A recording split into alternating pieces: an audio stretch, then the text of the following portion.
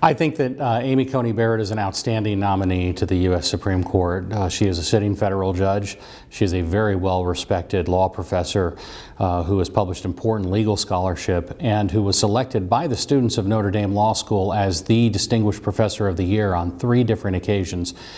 She's a former law clerk to Justice Antonin Scalia and shares his judicial philosophy of textualism, which I think is very important for making sure that the court understands the proper role of each branch of government, that the judiciary's job is to interpret statutes as they're written, to apply the Constitution faithfully, and not to serve as a super legislature. And I think that Amy Coney Barrett's qualifications speak for themselves, but she is also a great role model for young lawyers and particularly for women in all walks of life. She's somebody, frankly, that I hope my daughters will look up to as a role model moving forward. And she shows that that you can have a significant legal career, that you can work hard, you can reach the pinnacle of your profession, but also have a strong family life, and she's really done all of the above.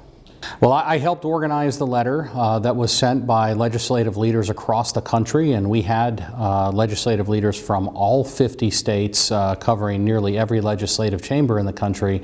And I think that that sends a strong message to the U.S. Senate that Amy Coney Barrett is well qualified, and that no matter where you live in the country, people recognize that she's well qualified. So she has support not just in Ohio, but also in Texas and California and New York and Vermont and everywhere in between. And I think that that is significant because it shows that this isn't about politics, it's not about party.